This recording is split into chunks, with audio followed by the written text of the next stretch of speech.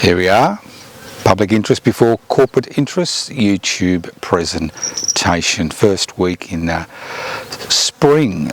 You can see the plum blossoms behind me. Obviously they make a prettier picture than I do, so that's why most of the space of the picture is taken up by the blossoms. Apologies for the bees, you may hear them, the Australian bees. They're enjoying themselves in the blossoms, obviously. But unfortunately today we're going to look at something which is fascinating, because what it does, it highlights the increase in authoritarianism in Australian politics. And I'm not talking about COVID-19, the response to COVID-19. I'm talking about something which has much more lasting repercussions. It looks like the coalition government, the Liberal National Party, has taken a leaf out of the Burmese militaries, Taliban's, Chinese Communist Party and Belarusian book on democracy. I know it seems far-fetched, comparing with regimes that use brute force to destroy their opposition with the coalition government's legislative agenda, but at the end of the day it's the same result. Now, for a party that talks about competition as the pillar of its economic policies, it seems like it's not interested in having competition as far as the electoral process is concerned.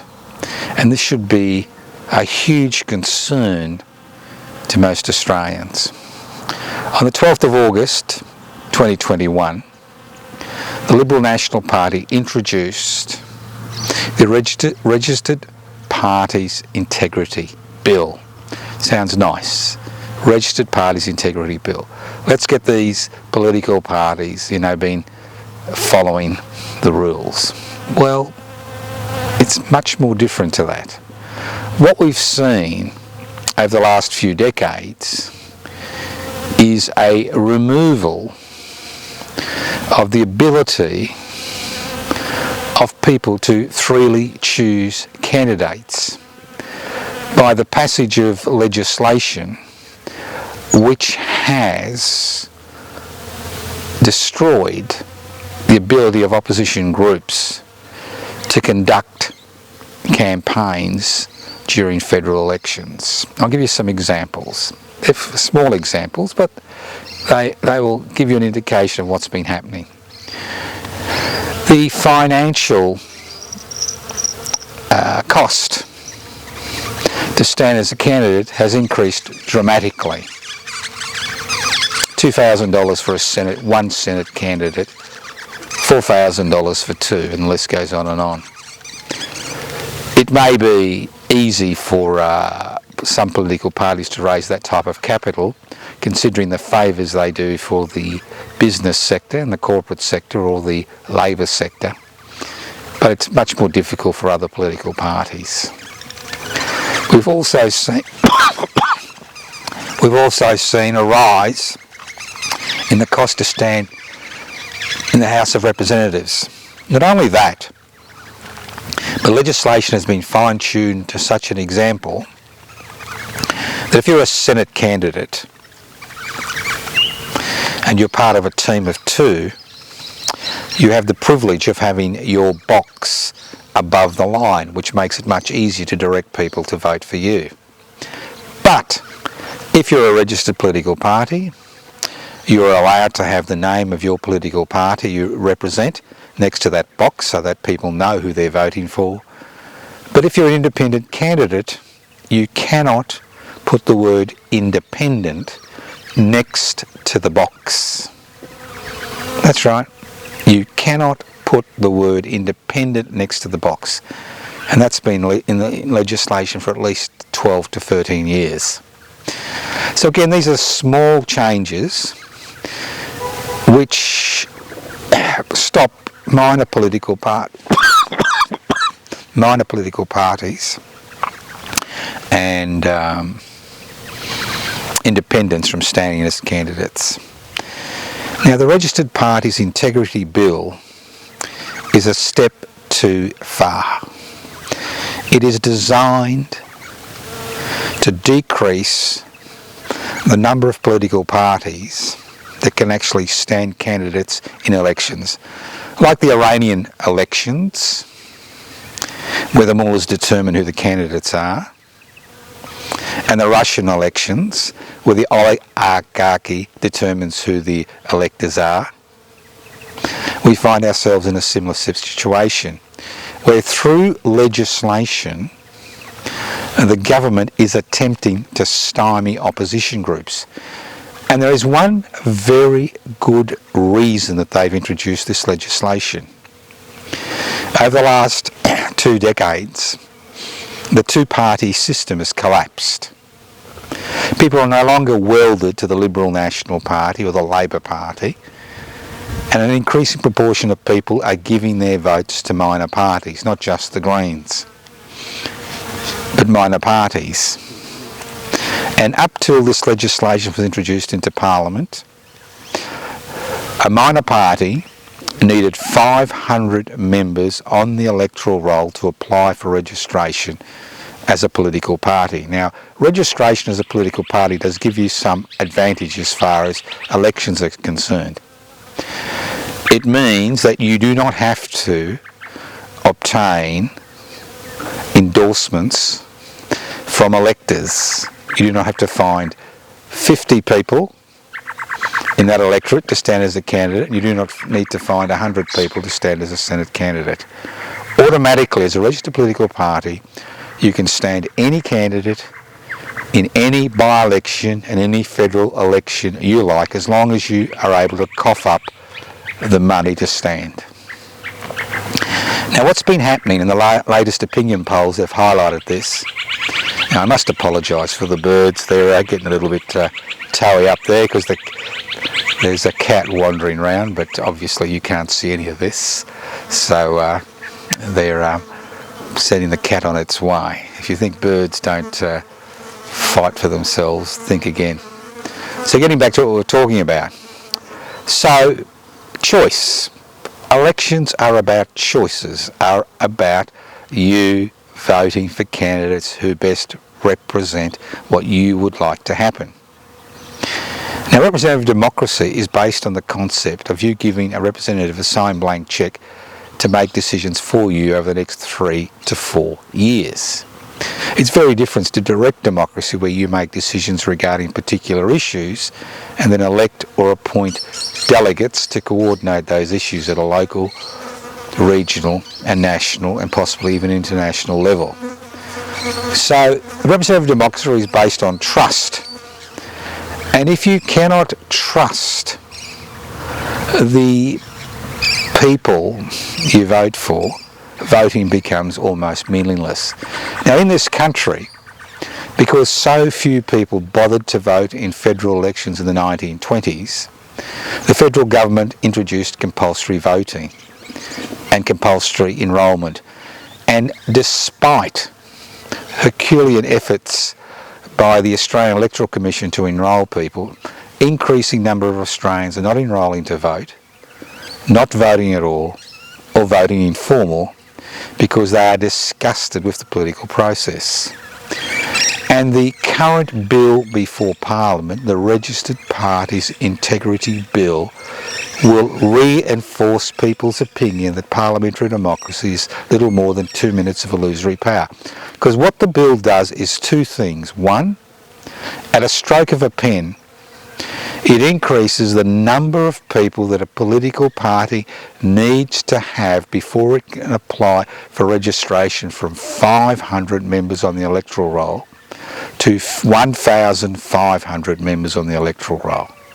There are very few organisations in this society which have over 1,500 members, let alone political parties.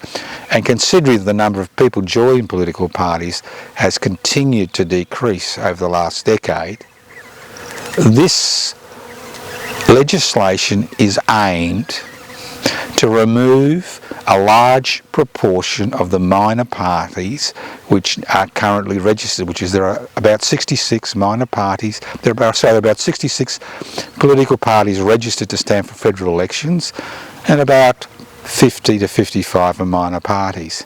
And this legislation is designed to ensure that, one, a significant proportion of these minor parties which give people options will now not be able to stand candidates because they will not be able to be registered as a political party. And two, it will stop new political parties emerging and applying for registration, because the bar has been increased so high that you basically would need a high jump Olympic gold medal in order to meet those criteria. But it gets better than that.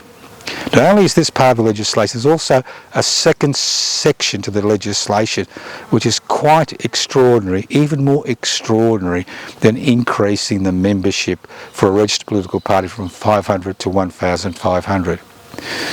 Under this legislation, parties which continue to be registered will be able to veto, that's right, any new parties that want to register that use any words which are incorporated in their title. For example, Liberal, Democratic, Labor, Greens. So what it means is the current bevy of representatives are changing the legislation to ensure they continue to be the only people that represent Australians. Now, politics takes a lot of money. Elections take a lot of money, an extraordinary amount of money. And obviously, minor political parties do not have the resources that major parties have. So this is exceptionally important legislation which the government hopes will not be looked at by the corporate-owned media and the government guild at ABC, and that most people won't even know it passes through Parliament, considering the amount of effort which is now being directed towards dealing with the COVID-19 situation. But as I said at the beginning of this YouTube presentation, this legislation has profound implications, almost as profound as me standing under these blossoms with hundreds of bees, which you can hear wandering around, taking advantage of the nectar. Now, obviously, the same ramifications will occur as far as choice.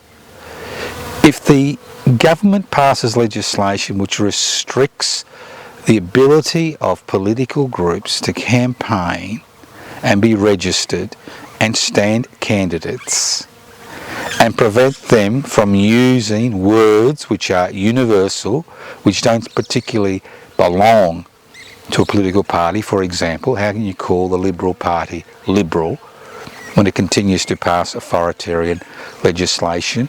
How can you call the Labor Party Labor when it has forgotten about workers years ago? So this is a real test of parliamentary or representative democracy. And this has occurred only for one reason, because the two-party system has broken down and people are looking for alternatives.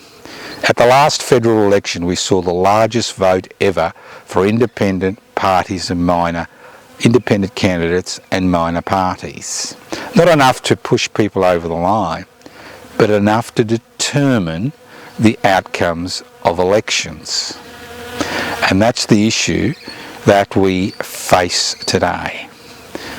Is it worthwhile continuing to attempt to participate in the so-called democratic process in this country when the word democracy has been so debased that a specific group of people now thinks that they are the only group that is worthy of representing the Australian people and the sentiments held by the Australian people?